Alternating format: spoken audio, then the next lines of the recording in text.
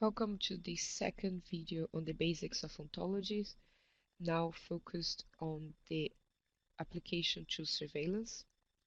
In the previous video, we have talked about moving away from tabular data towards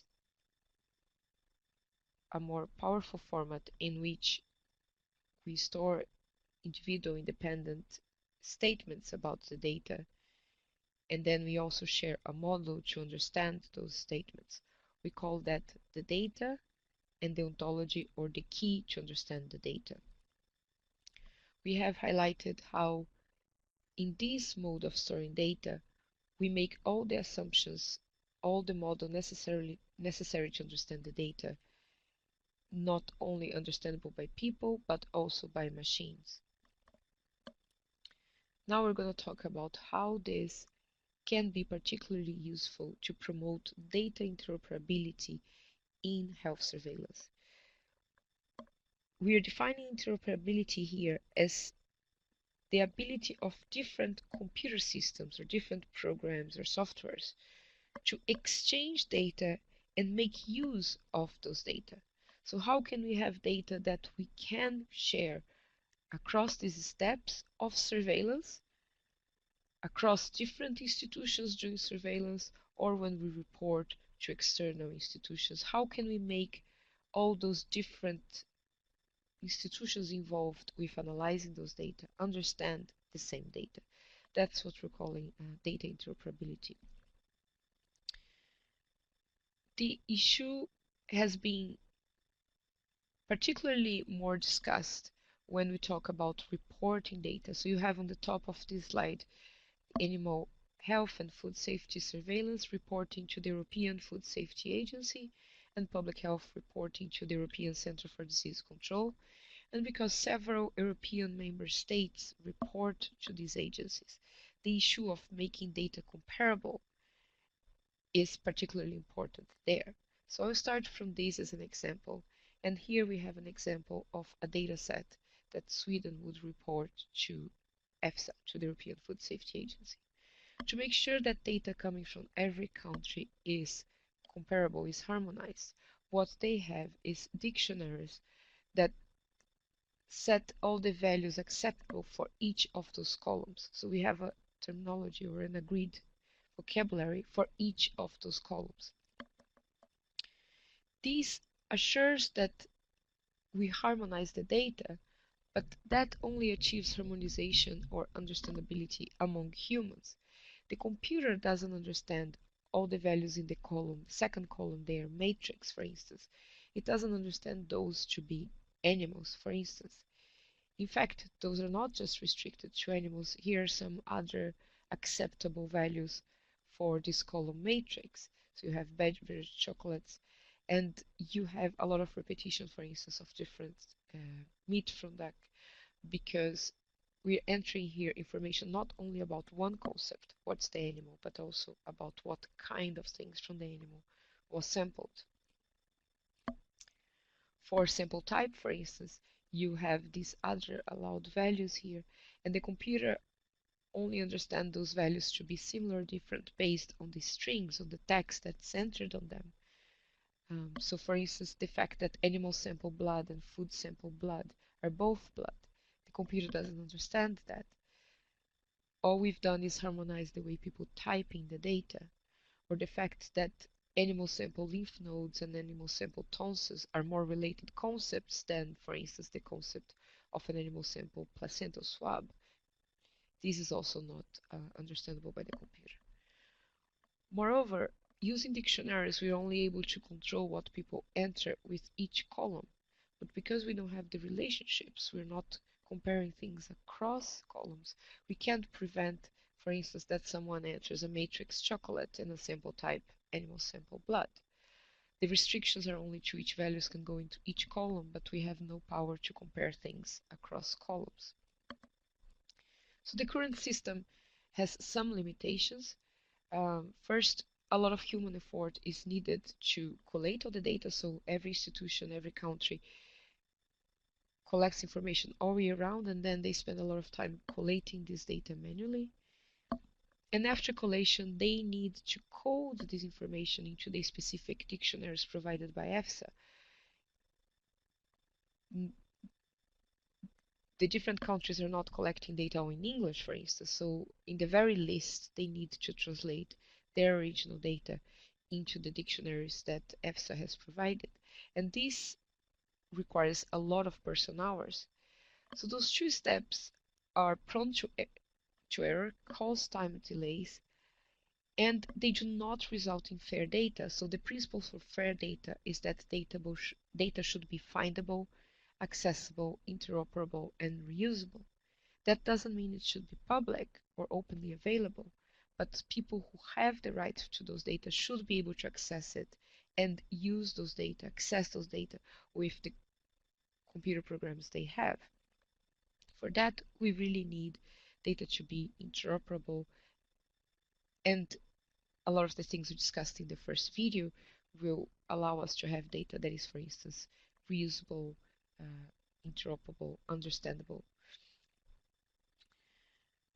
Also, the effort spent on those steps is not resulting in any benefits to the country who does the translation. So every country collects their data in their own language, in their own format, and then they translate data into a format just to share with EFSA.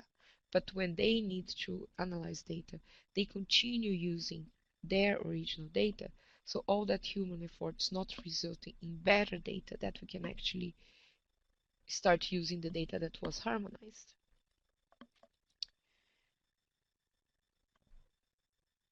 In the format of data we have seen in the previous video, we then evolve to this data versus key format.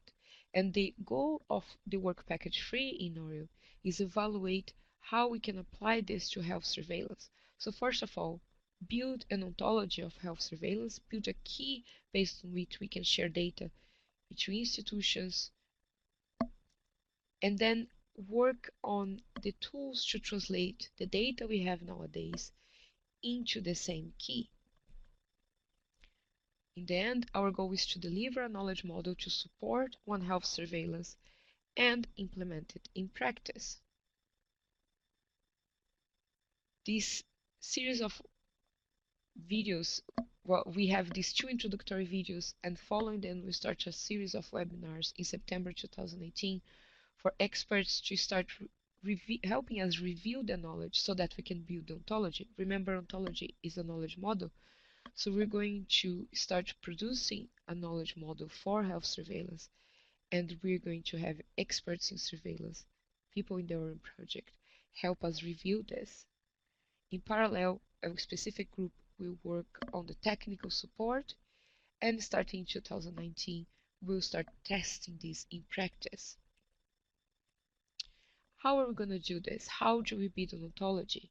In this case, we are going to do it based on data samples.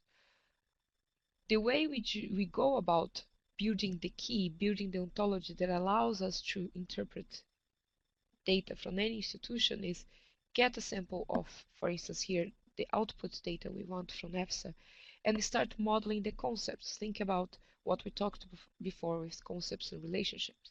So what are the concepts that are in this data? Let's think, for instance, the last column there has sample unit, and there are two concepts there, individual and slaughter batch. If we start extracting this from data and start thinking together about the knowledge there, we'll see that those are both types of population unit. And thinking together, we may come up with other population units, such as, for instance, the herd. The individuals here for us are actually animals, and we'll see in other parts of this data that we need more information about those animals, such as the species, the type of production. So maybe we want a lot of information about the animals, which I'm calling here zoographical information, as a parallel to demographical information in humans, so the sex, the species, the breed. We have also here the concept of a sample in sampling type, so an animal sample or a food sample, and then we have to find other ways to model organs and so on.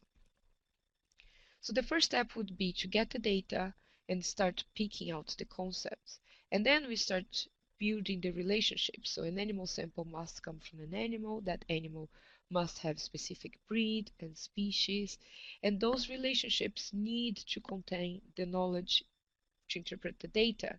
For instance, it may make more sense if we go through this example here of a disease. You may be used to these relationships of a disease being caused by infection agents, a disease being expressed as clinical signs being expressed in different anatomical locations.